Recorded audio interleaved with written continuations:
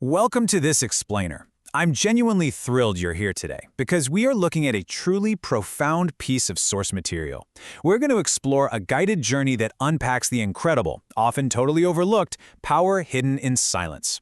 In a world that is just constantly loud, constantly demanding our attention, and always telling us who we should be, finding our own inner peace, it isn't just a luxury anymore, it's a literal necessity for our survival and growth. So today, we're going to break down this motivational meditation step by step. The goal? To help you take complete control of your own inner peace. Let's dive right in. Now, this first thought hits right at the core of human exhaustion, doesn't it? Sometimes in life, we don't need an answer, we just need a little bit of silence. I mean, think about it. We spend so much time running around searching for solutions, trying to fix every little thing, trying to explain ourselves to everyone. But what this material beautifully argues is that the ultimate remedy usually isn't some complex answer. It's actually the conscious decision to just step away from all that noise. It's about finding a quiet space where there's zero competition and absolutely no one telling you what to do. Just you, your breath, and the beauty of the present moment. So that brings us to the first part of our journey, the search for silence and peace. To really grasp this material, we have to start by completely disconnecting from the chaos of the outside world. It's all about stripping away those external expectations and finding an unshakable stillness. So I actually want you to follow this exercise with me right now. Step 1, close your eyes. Step 2, take a deep, full breath in.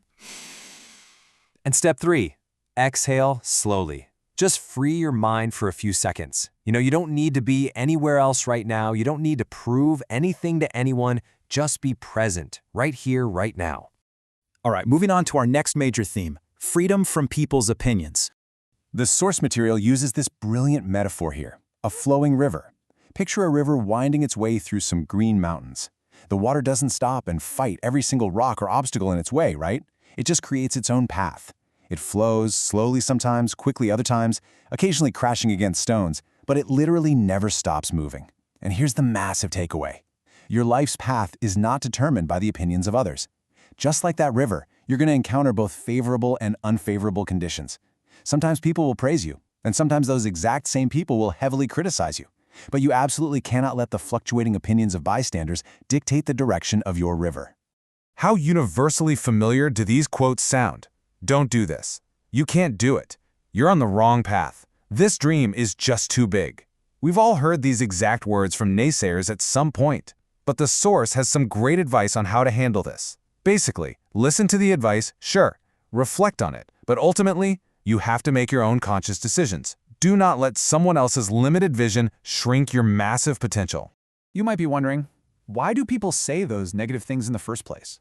Well, it's because critics only evaluate you based on what they see you as today. They're only looking at your present limitations. They are completely blind to what you can become tomorrow. So as long as your goals are good, you aren't harming anyone, and you're working honestly, never, ever abandon your dreams just out of fear of what people think today. They literally cannot see your tomorrow. Which leads us perfectly into this next phase. Stop comparing and own your journey. Imagine stepping into this vast, quiet forest, with sunlight just filtering through the leaves. In life, we often look around at everyone else's success and get this heavy, sinking feeling of being left behind. We see friends with booming businesses or these perfect-looking lives, and we wonder, where do I stand? But here is a vital reminder from the text. Every single person has their own pace. Some trees grow super quickly, and others take a lot of time to become strong.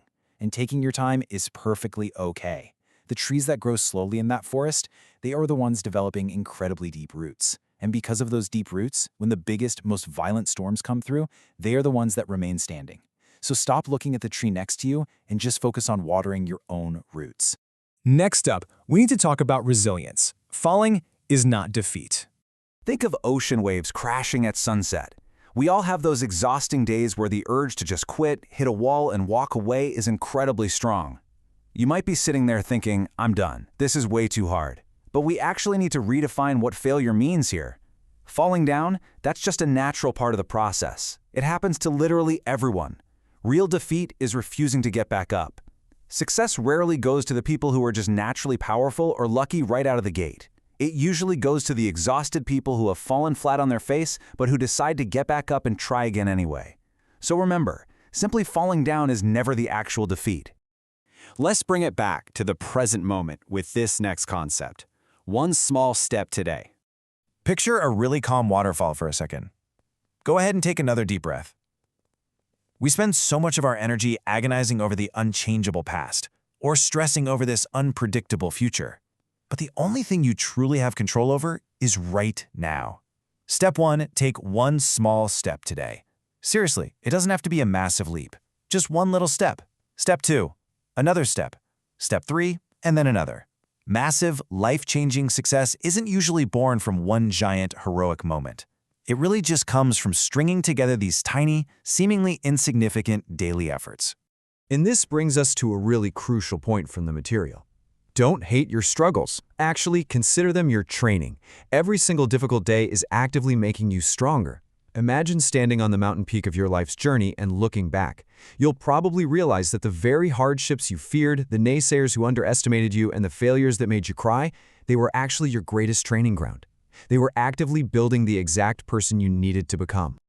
I actually want us to pause here for a second. Let's strip away all the other concepts for a stark moment of self-reflection. Imagine a perfectly calm lake.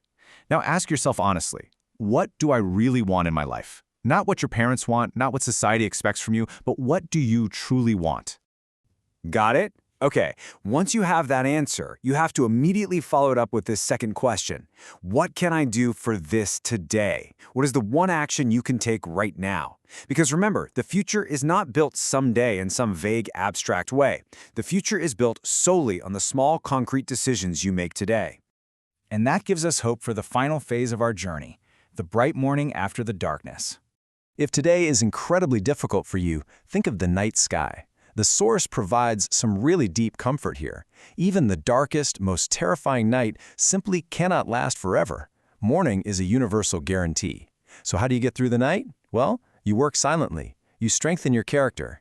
Keep your intentions pure and trust in a higher power. You really don't need a megaphone to announce your progress to the world.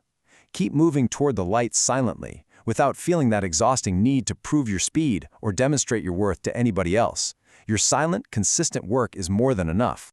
Because if you do that, you will eventually arrive at an absolutely breathtaking sunrise. You'll look at the life you've built, you'll look back at the immense struggles it took to get there, and you will smile and say, I am so glad I didn't give up. That future version of you is literally depending on the current version of you to just keep going. To secure that future, the source material asks us to make a bit of a manifesto, a set of promises to ourselves, right here, right now. Commit to this. I will not live my life according to others' opinions. I will not do wrong. I will work honestly for my goal. I will not fear failure. I will rise again after falling. I will trust in my Lord. These aren't just bullet points on a screen, guys. They are the armor you're going to wear out into the world every single day. And we close this explainer with this final, powerful declaration. My time will come, but until then, I will not stop. Keep going, keep believing, keep improving. Your journey is really just beginning. So I want to leave you with one final provocative question to think about. Now that you know the true power of silence and you actually understand the mechanics of resilience, what is the very first step you will take toward your true purpose as soon as the screen goes dark?